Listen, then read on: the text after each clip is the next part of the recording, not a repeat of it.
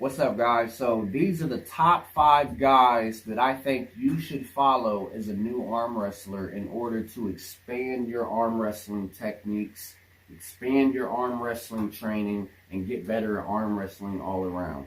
So number 1, Devin Larratt. He has simplified arm wrestling to what is the most important aspect on the table. That is your ability to rise and your ability to pronate. He has implemented this into his training with a belt. If you don't know what I'm talking about, go check it out. You got the pronation lift and you got the rising lift. I do them. They have made me to where I can actually pull on the outside now. I don't have to rely on getting my shoulder behind my body anymore. I actually have enough strength in here to where I can drop to a Kings if I want, whatever. All that outside good stuff. So, go check out Devin Larratt. All these guys I name are on YouTube. So, number 1, we got Devin Larratt. Number 2, we got Giannis Amelins. He is a physiotherapist. He is the other guy behind the voice of arm wrestling next to Coach Ray. I honestly think that he's the real coach and he's the real brains. Not saying that Coach Ray isn't, as smart as him, but I think Giannis has taught Coach Ray a lot of what he knows. I'm speculating, obviously, but it seems like that.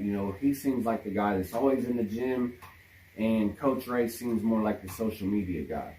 So, Giannis Amelin, physiotherapist. He's trained several world champions. He's a world champion himself. His WAL matches are really, really good. If you ain't seen those, go check him out on WAL. I think he only lost to Cobra Rhodes in the WAL. I could be wrong, but that's the only loss I seen. And I think that's because he got injured. I'm not 100% on that. Go look that up. So we got Devin Larratt, Giannis Amelins. Number 3, Bob Brown TV. Bob Brown, I don't know a lot about him. I just, have watched him train Paul Italia, Sarah Backman, and Pablo. And his training is it's like he knows everything about arm wrestling. He knows things that most guys don't know that's been in the game for, 20 years, 30 years. I think he's probably one of those 30-year guys. And maybe 40, I don't know. The dude is he's so knowledgeable. Not only about arm wrestling, but he's knowledgeable about arm wrestlers. Like, he can tell you how guys train and how guys prepare for matches, and he's a really interesting guy. Go check out Bob Brown on YouTube. I'm telling you, you want to watch those training videos, especially where he's training Pablo, Paul Italia, and Sarah Backman.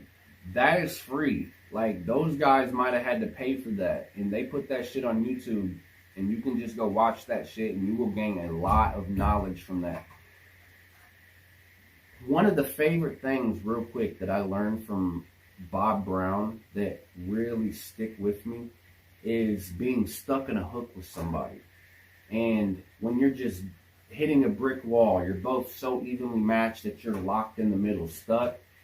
He was showing Paul Italia, whenever you're stuck like that, what you want to do is open their arm, so you want to drag and open their arm, drag, punch to the side.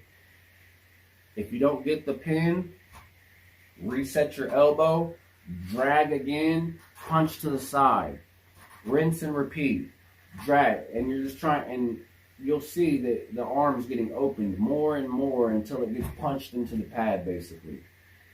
I don't know, man. Dude is a Jedi. Not to get him mixed up with Giannis Amelins. So, Devin Larratt, Giannis Amelins, Bob Brown. At number 4, we got the engineer, Todzilla, Mr. Todd Hutchings. Now, it's almost like he puts his engineer mathematics into his thought of arm wrestling, his arm wrestling thought process. He knows angles and leverage points, and he thinks about all that stuff. When Devin Larratt said he was not good technically, He said that it was the best technician versus the worst technician when he went up against Kurtagali Ungarbayev. He absolutely smashed Kurtagali Ungarbayev. I didn't even think he was going to beat Kurtagali. Kurtagali is my favorite arm wrestler to watch. If the man spoke English and put out training, I would definitely be on board. Maybe he has the videos in with, you know, the translation subtitles, but I don't know. If he does, let me know, because I would love to go check dude out. Todd Hutchings dismantled Kurtagali Ungarbayev, and after that he said people are going to realize what I'm doing and why it worked so well, talking about his style. You know, he could look like he's losing his wrist and just be back here and just cock the gun and rah! And most guys would break their arm. That dude is something else, man. Like, he gets in arm break positions like this and just freaking flings. His side pressure is off the charts.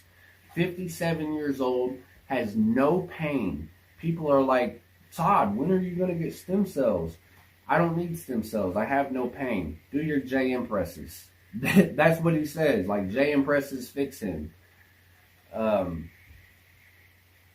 So, if I can be 57 and not have no pain like him, man, I'd be blessed. I feel like it's impossible with, like, the issues that I'm having right now. Maybe I'm working out too hard. I don't know. But I aspire to be like Todd Hutchings, man. So, Devin Larratt, Giannis Hamlin, Bob Brown, Todd Zilla. At number 5, it's a mixture. We got Monster Michael Todd. And that is because his work ethic is off the charts. He shows his arm wrestling workout. Like, he had this MMA guy doing it, and he was showing everything that he does. And, you know, if you could mimic that and mimic his, you know, his will to want to train, you're going to be a beast. So I think Monster Michael Todd's one of those guys that just outworks everybody. You know, I don't even know if he would be as near as good as, I don't think he has like the crazy genetics like Devin Larratt or like John Brzezinski. I think he's just a workhorse. Of course, he has some fucking genetics, but I think his work equals out for the lack of genetics compared to some other elites. On the other side of number 5, I have John Brzezinski. It's because he's the polar opposite of Monster Michael Todd. Monster Michael Todd, like I said, he's a gym rat. He don't post a lot of arm wrestling training time. John Brzezinski, that's all he does is table time. He don't touch weights. He's never lifted a weight in his life to prepare for an arm wrestling match. Unless he's done it recently, he has never done it through his 40-some year career. And also, I throw Ryan Bowen in there just because of the improvement in the last 2 years that guy, ever since he lost to Coach Ray and started on his fundamental strength journey, that dude has gotten so much better. Like, there was a time where him and RVJ were supposed to arm wrestle, and I thought, like, he has no chance right now. Like, Coach Ray just beat him. Like, how's he going to beat RVJ? Well, now I think that it'll be a close match. RVJ might edge him out. Maybe not, though. Ryan Bowen might have more stamina than him. I don't know. But he's gotten so much stronger. And unlike John Brzezinski and Monster Michael Todd, he shows his weight training and his table time. And it seems like he does it a lot. Like, he's a workhorse, just like Monster Michael Todd. So, yeah, that's my 5 guys. Technically, there's like 7 guys in there, but I got 3 guys tied at number 5. And, you know, like I said, if I spoke, you know, other languages, I would probably have a bunch of other guys in there. This is what I'm working with right now. So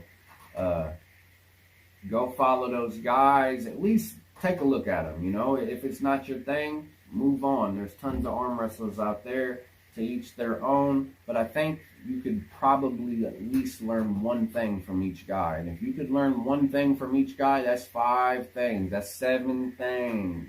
I'm out, man.